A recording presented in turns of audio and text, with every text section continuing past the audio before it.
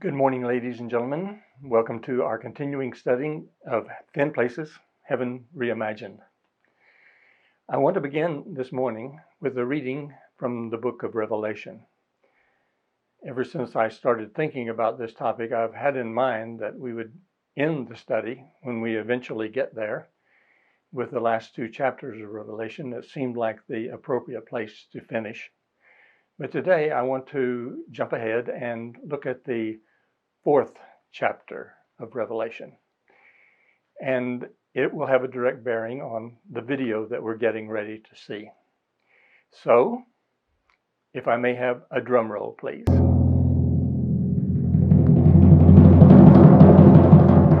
After this I looked, and there before me was a door standing open in heaven. And the voice I had first heard speaking to me like a trumpet said, "Come up here, and I will show you what must take place after this." At once I was in the Spirit, and there before me was a throne in heaven with someone sitting on it. And the one who sat there had the appearance of jasper and ruby.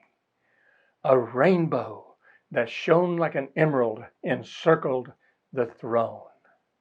A rainbow encircled the throne. Who knew there were rainbows in heaven?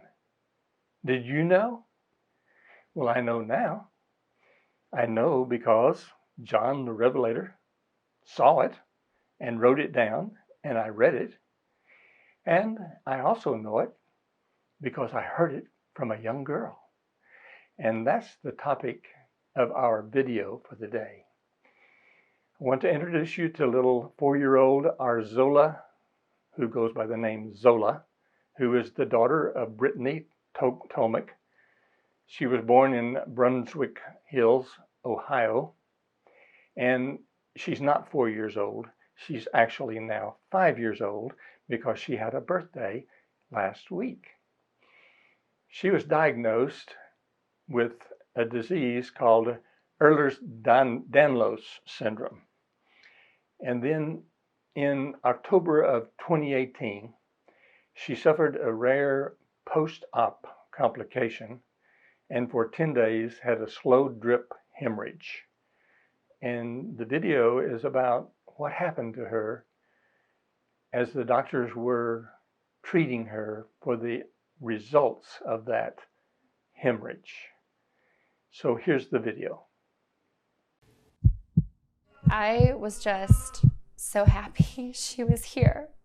Like, we had just gone through so much.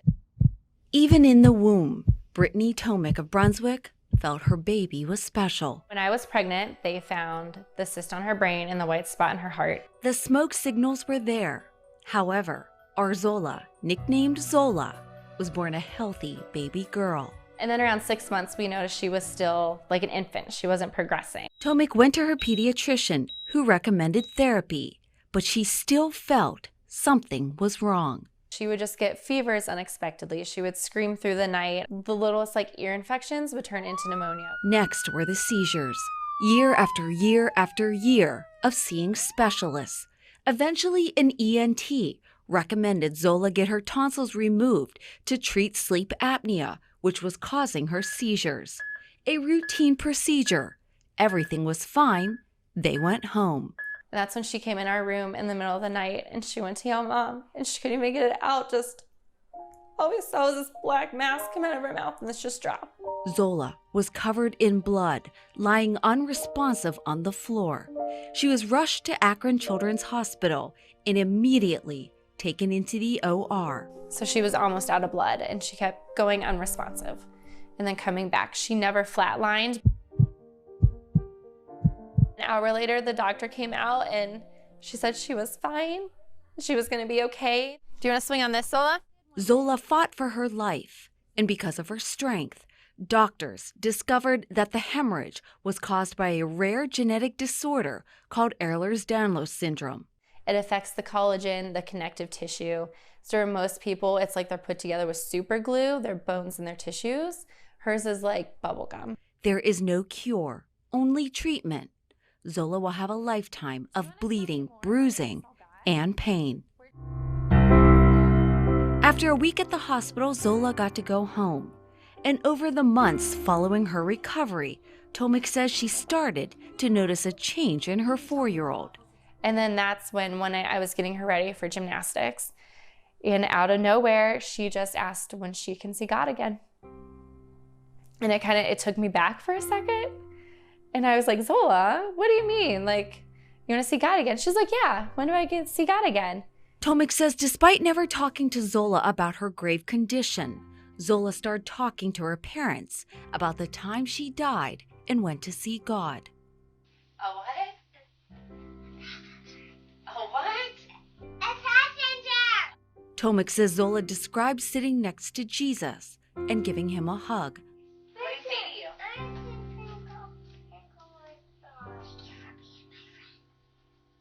What? Oh, that's so awesome. Tomek says Zola even started drawing pictures of God in her heart.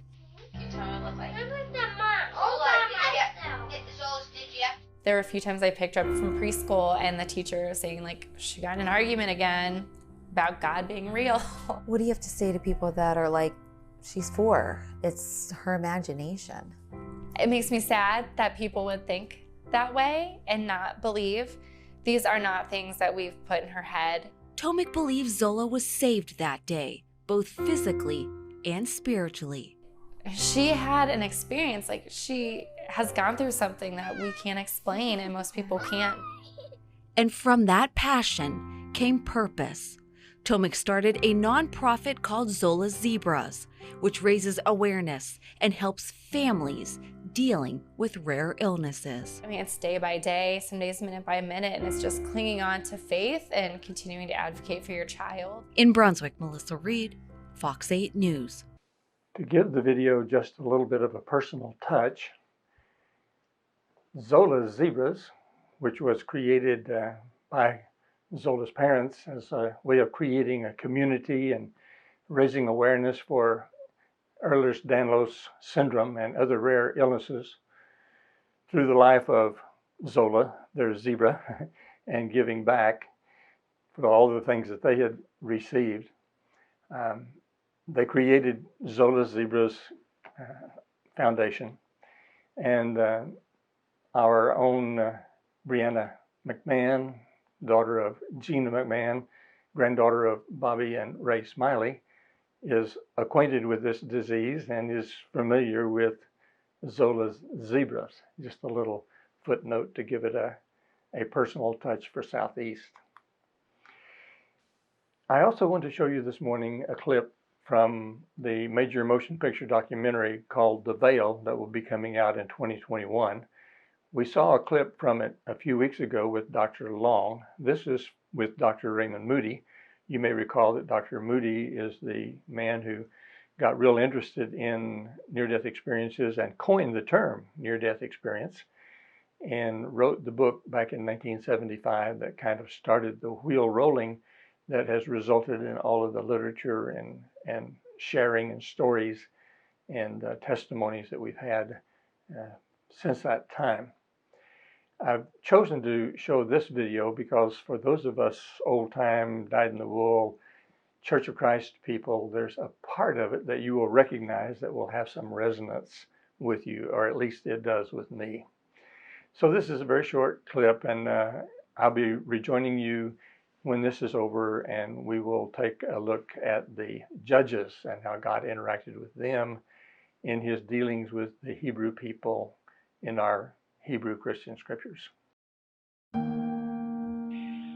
Death is a transformation of consciousness from this physical domain, which is by and large illusory, to another dimension of existence that is apparently so far beyond what we experience here in the physical realm that we can't even describe it in earthly terms. In the earlier years of my study of this, I didn't really try to imagine so much what the afterlife is like, because what people told me anyway is there are no words for it. right? Plus, I just didn't know what I was dealing with. I knew that it wasn't oxygen deprivation to the brain, both on philosophical grounds and also on the grounds that people standing there at the bedside had near-death experiences too. But I just didn't know. And I think I first had to kind of wake up to the realization that there's an afterlife before I could then start thinking about the nature of the afterlife.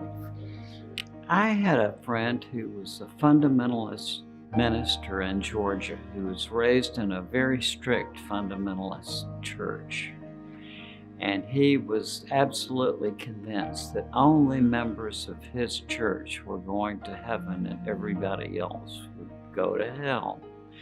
And on the way to church one morning, he had a wreck in which it's amazing that he survived. But he had this experience of seeing everything he had ever done. He said what God was interested in was how I had learned to love.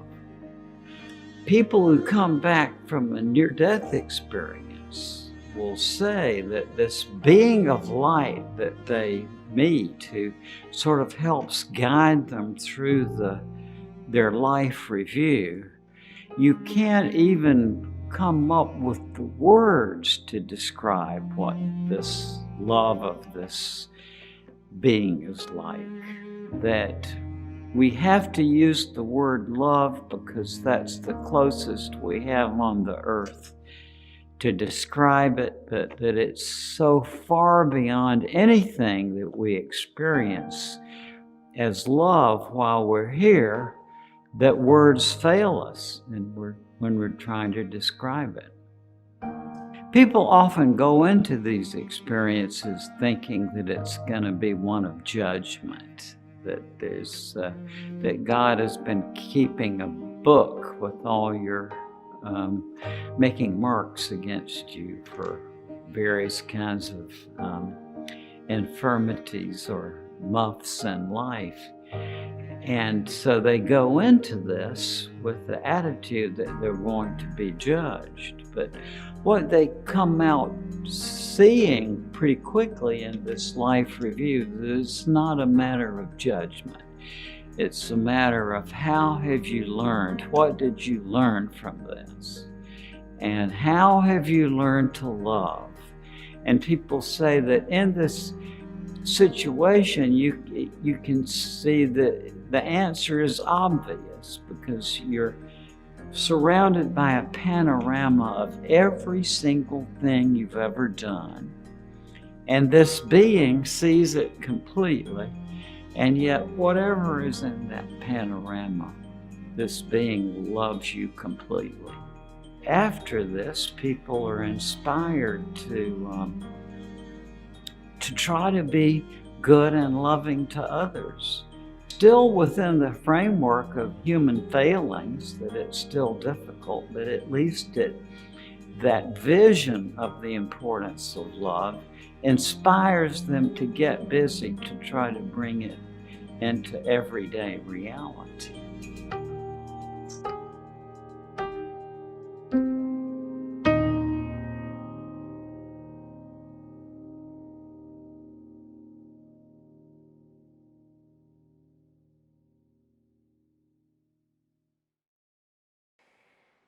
Okay, looking at the judges now, and of course we're not even going to begin to go into any kind of an in-depth look at these people. There's so many of them, and all of them were in continual communication one way or another with God. But we do want to educate you a little bit on who they were and highlight just a couple of them. There are actually about 15 named judges who ruled over Israel. And you probably know that when we talk about judges in terms of the Israelites, we're not talking about somebody wearing a long robe and sitting behind a bench and pounding with a gavel. Even though they did have judicial responsibilities, they did judge among the people. Their primary responsibility and duty involved militarism. They were the leaders of the army. They were the conquerors and the defenders of national Israel.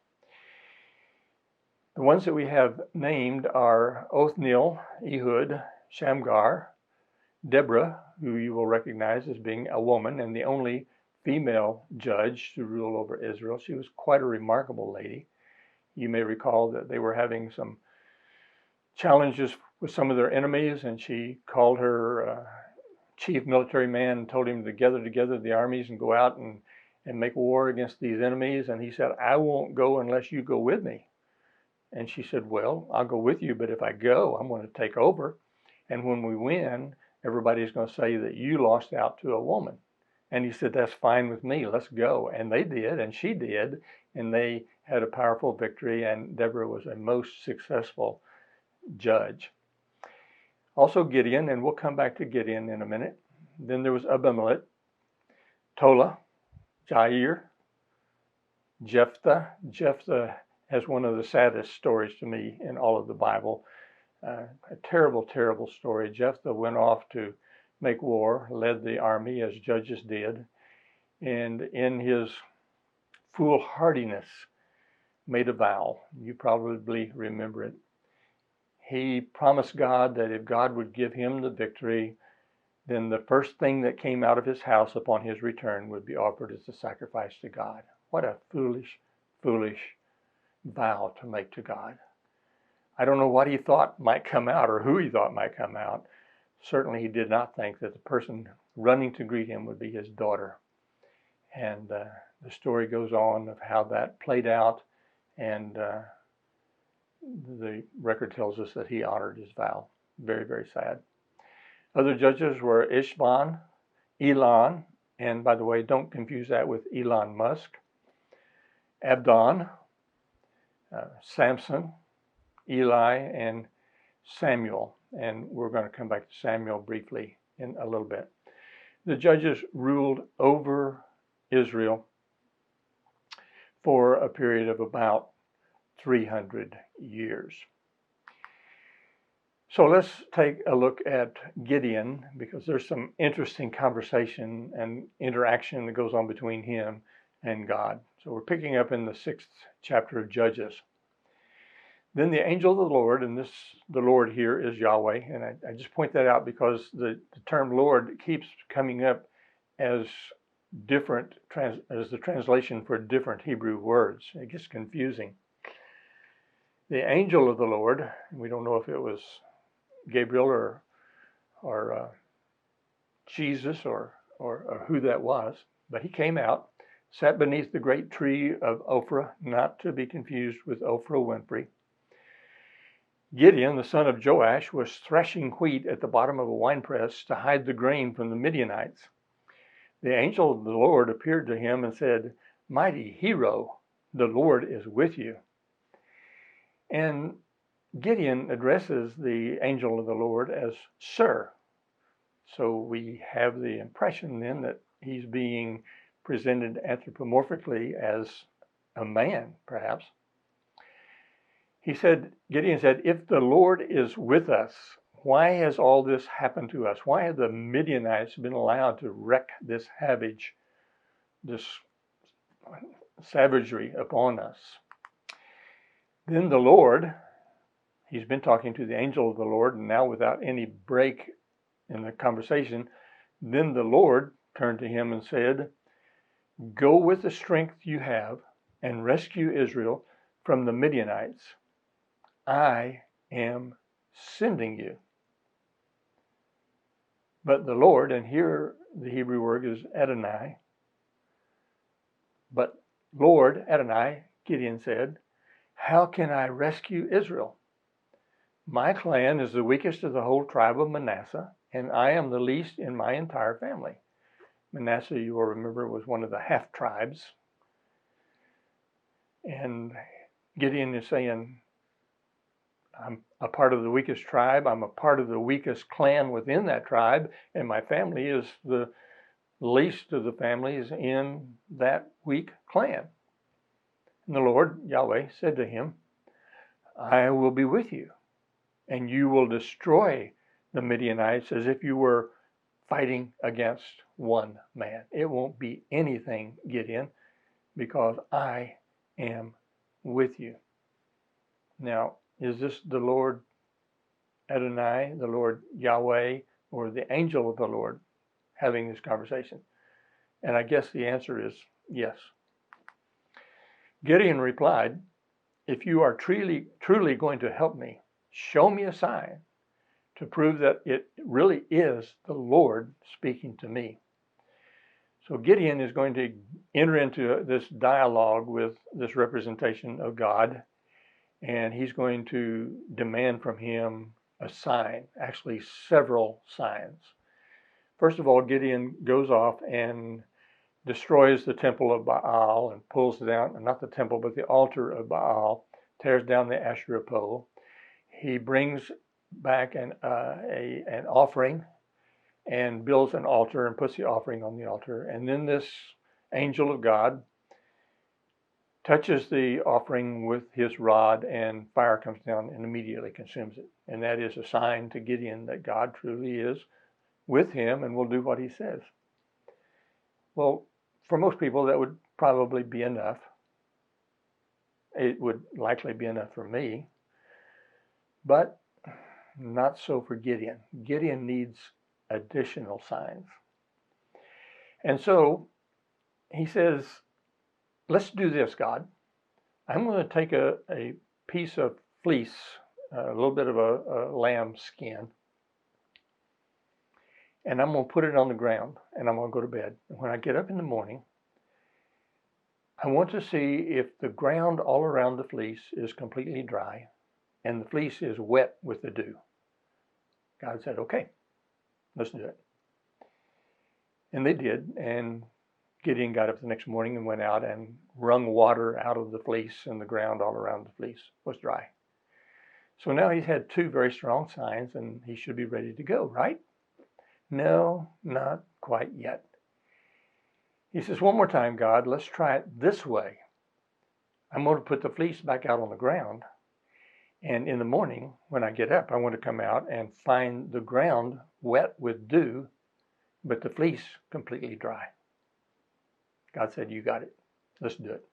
And he did, and it was. And so now Gideon has had 3 signs. So Gideon decides that he can do this, and so he summons this huge army of Israelites, well over 20,000 men, and he's ready to go out and make war against the Midianites. Everything's in place. He's ready to go, and God says, whoa, hang on, Gideon, not quite yet. You got too many people. If you go out with that huge army and you battle the Midianites and win, you're going to say we did it by our strength. I want you to know that you did it by my strength. So here's what we're going to do. You send the men down to the watering hole and have them drink water. And all of the men who bend down and drink directly out of the stream, we're going to send them home. And the men who cup up the water in their hands and lick it like a dog, we're going to send them into battle. And so they did it, and you probably remember the story. They ended up with 300 men left. And so Gideon took the 300 men, and he went out to meet the Midianites. And when they looked out over the hill at the Midianites, they were like the innumerable sand on the seashore. Even their camels were so many in number that they couldn't even be numbered. A huge, huge army. So God told Gideon, this is what we're going to do. Take your 300 men out, and after it gets dark, around midnight, I want you to have all of your men equipped with a shofar, a ram's horn. Let them have a torch and a clay pot to go over it. And upon my command, blow those shofars as loud as you can. Break the clay pots, have the torches already lit, and then begin shouting. Well, it seemed like a pretty good battle plan, so they did it. And as soon as they did it, all of the Midianites heard all the ruckus and saw all the fires burning, and immediately jumped up and grabbed their swords and started killing each other. And when they got tired of killing each other, they started running away. And Gideon started chasing them, and he called the rest of the armies of Israel in, and they chased them clean out of the land, and they killed the commanders, and they had a wonderful, marvelous victory over their enemies. One other of the judges that we want to mention, because again, a very interesting conversation between him and God. And this is Samuel. And this is when Samuel was a young boy. In 1 Samuel chapter 3. Meanwhile, the boy Samuel served the Lord by assisting Eli. Now, in those days, messages from the Lord were very rare, and visions were quite uncommon. Isn't that interesting? I wonder why that was. And why did the writer of 1 Samuel think it was important to include that into the canon? Not very many messages from the Lord and not many visions. But one night, Eli is the high priest, and he's not a good high priest, mainly because he doesn't know how to take charge of his children. His boys are just terrible examples. They are immoral, they are disobedient, they're irrelevant, they are irreverent, they're just not good. And Eli doesn't have the parenting skills or the gumption to control them. So one night, Eli, who was almost blind by now, had gone to bed. The lamp of God had not yet gone out. Samuel was actually sleeping in the tabernacle, and the lamp of God is the menorah, the seven stick candelabra. Suddenly the Lord called out, "Samuel." "Yes," Samuel replied. "What is it?" He got up and ran to see Eli. Eli, you call me, here I am. What do you want? Why did you call me?" Eli said, "I didn't call you. Go back to bed." So he did. Then the Lord called out again, "Samuel." Again, Samuel got up and went to Eli. "Here I am. Did you call me?" "I didn't call you, my son," Eli said. "Go back to bed." Samuel did not yet know the Lord because he had never had a message from the Lord before. So the Lord called a third time, and once more Samuel got up and went to Eli. "Here I am. Did you call me?" Then Eli realized it was the Lord who was calling the boy. So he said to Samuel, "Go and lie down again, and if someone calls again, say, 'Speak, Lord, your servant is listening.'" So Samuel went back to bed. And the Lord came and called as before, "Samuel, Samuel." And Samuel replied, "Speak, your servant is listening." Then the Lord said to Samuel, "I am about to do a shocking thing in Israel." Or some translations say, "I am about to make ears tingle in Israel. I am going to carry out all my threats against Eli and his family, from beginning to end.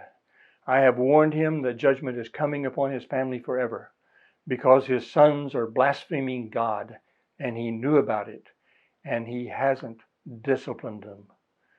So I have vowed that the sins of Eli and his sons will never be forgiven by sacrifices or offerings." So this sounds like the unpardonable sin under the law of Moses. Actually, when we really look at the law of Moses, it was a limited atonement system. Not only because the blood of bulls and goats couldn't forgive sin, but was contingent upon the coming and death of Jesus, but also because there simply was not provision for the forgiveness of intentional sins. There were distinct limits to forgiveness under the law of Moses. Willful sin was not atonable by animal sacrifice according to Leviticus chapter 6, verses 1 through 7. So this then brings us to God and his dealings with the kings of Israel. You know that the time came in the history of Israel when the Israelites cried out, God, give us a king. We want to have a king like all of the other nations of the world. And God said, that's not a good idea. In fact, if you do that, you will not be happy with it. And they said, we don't care. We want a king. And so finally God allows them to have a king, and we have Saul being anointed as their first king. Kings will actually rule over the northern part of Israel, the 10 tribes of Israel, for 144 years. This is after the kingdom divides. Kings will rule over Judah for 165 years, the southern kingdom, Judah and Benjamin. And it will be a continual succession of a roller coaster ride, ups and downs. Good kings, bad kings, wonderful kings, terrible kings. But it begins with the United Kingdom, and as we said, Saul being appointed as the first monarch over Israel. He is succeeded by his fourth son, Ishbosheth. He is then succeeded by David, and David by Solomon. And that will be the 4 rulers of the United Kingdom of Israel. After that, the kingdom will break apart with Rehoboam and Jeroboam into separate entities, and then the rest of that rather sordid history will play itself out. A little bit of history. I guess this is as good a time as any just to kind of bring everybody up to speed. You know, we'll have the divided kingdoms, and the divided kingdoms will eventually end up the north in Assyria and the south in Babylon. Actually, the north will not be in Assyria particularly. They'll be scattered everywhere, and they will not return. The south will go to Babylon, and in time they will return, or at least a remnant of them will return. Well, after the return from Babylonian captivity, we go into a period that's kind of between the testaments, if you will, between Malachi and Matthew, between the Old Testament and the New Testament. And we don't really have any scripture that is commonly or universally accepted as canon. Now, there are texts, the Apocrypha texts. Some of those are quite good. They're particularly good in terms of the history that they represent, but they're not a part of our modern canon, even though I think the Catholic Church still retains them in the Douay Rheims version of their scriptures. But anyway, that's the period that we're talking about right now. We're kind of jumping ahead of ourselves, but just it seemed like a good time to put this little review in place. So after the return from Babylonian captivity, the land of Israel ended up being conquered by Alexander the Great. This is sometime about 323 BC. You know, Alexander the Great, son of Philip II from Macedonia in north side of Greece, conquered essentially the whole Mediterranean world. The classic statement about him is that he conquered the world and sat down and cried because there were no more worlds to conquer. I don't know if that's true or not. It's just true that that's what we like to say. And of course, the world we're talking about is the world that surrounded the Mediterranean Ocean. But anyway, Israel was part of that. And that Hellenistic rule continued for quite some period of time. And it gave way to the Seleucid kingdom. And that kingdom reigned until about or it took over, rather, about 200 BC. During that time, and for a relatively short time, there was the Hasmonean dynasty. This is the period of the Maccabees. The rulers during that time were Aristobulus I, Alexander Jannaeus, Salome Alexandra, who was a queen, the only queen to serve in Israel, from 76 to 67 BC, about 9 years. Aristobulus II, Hyrcanus II, and Antagonus II, who is also called Mattathias. These were the Maccabees, and during this period of time, the Maccabees actually overthrew the Seleucids and became a sovereign, self-ruled nation. It was a fairly short period of time, but for that one period of time, they were, for the first time since the Assyrian conquest, a sovereign nation. It would also be the last time that they would be a sovereign nation until the time when Great Britain gave them sovereignty back in the middle of the 20th century. This was followed then by the Herodian dynasty, with Herod the Great taking rulership in 37 BC, and continuing on up through about 4 BC. Of course, the calendars here get kind of convoluted, so we can't be too specific about this. But Herod the Great is the reigning Herod that was responsible for the death of the innocents in Bethlehem upon the birth of Jesus. And so that's kind of why most scholars date Jesus' birth as 4 years before Christ was born. A little bit of an anomaly there, but it's based upon the death of Herod the Great, because he didn't live long after the slaughter of the innocents. He was followed by a couple of his descendants, Archelaus and Antipas. They kind of divided the rule of amongst them. But Herod Antipas was the one who ruled from 4 BC until 39 BC in Judea. And he was the Herod that Jesus dealt with primarily. He ruled through the entire lifetime of Jesus here on earth. And then he was replaced by Herod Agrippa, who is the Herod that had interactions with the Apostle Paul. So that kind of brings you up in a very general terms of the history during that period of silence.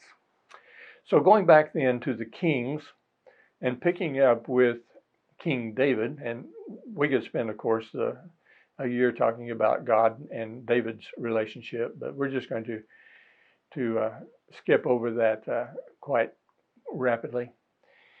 The book of 1 Samuel records David's ordination, coronation, and reign as king of Israel.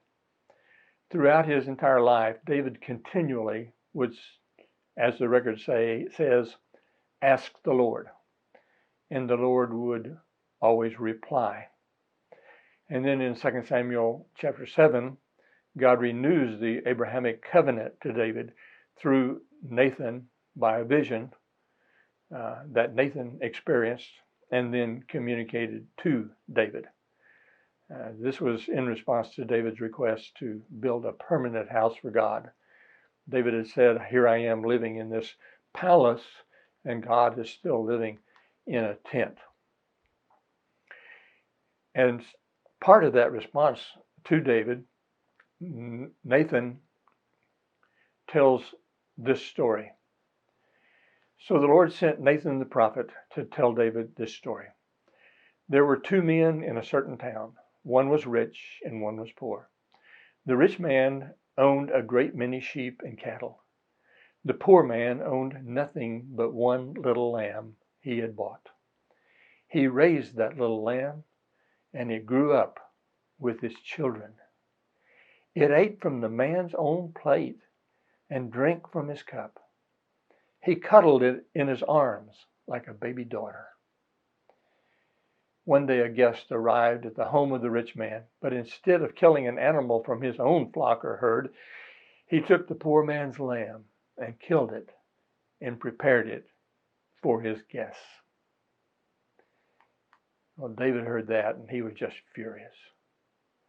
"As surely as the Lord lives," he vowed, "any man who would do such a thing deserves to die. He must repay 4 lambs to the poor man for the one he stole and for having no pity." Then Nathan turned to David and said, "You are that man. Of course, this was in reference to Bathsheba and the way that David had slaughtered her husband Uzziah. In 1 Kings 3, Solomon has a dream. God asks Solomon, "What do you want?" And Solomon asks, "Give me wisdom. I have been entrusted with this kingdom that my father David has made into a great nation. And I'm young and ignorant, and I need discernment. I need wisdom to rule this country." And God said, "Because you have unselfishly asked for wisdom for something for yourself, I'm going to give you both. I'm going to give you wisdom beyond anyone who has lived before or after you, and I am going to give you great, great wealth." Then in 2 Chronicles 7, God appeared at night. In the first instance, he came in a dream. In the second instance, the writer of Chronicles simply says he appeared at night. Was that a dream? I don't know. It could have been. And said he had accepted the just completed temple as the place for Israel to offer sacrifices. He declared it a place dear to his heart. The third time that God comes to Solomon, 1 Kings chapter 11, God in anger said to Solomon, and I don't know in what form he was appearing to him, if this was a dream or a vision or a manifestation. But in anger he said to Solomon that because he had turned to idol worship, God was going to tear the kingdom away from him. And indeed, that's what he did. In that conversation, God gave this proclamation, which has been very much in the hearts and minds of people in our country and in other countries in latter days. He said, "If my people who are called by my name will humble themselves and pray and seek my face and turn from their wicked ways, I will hear from heaven and will forgive their sins and restore their land." Is this maybe a message for us and for the world today? Is it time that we humbled ourselves, sought the face of God, turned from our wicked ways, and prayed that God would heal our land? Thank you for being with us this morning. We'll pick up here next week, Lord willing. I pray that you have a wonderful, God-blessed week.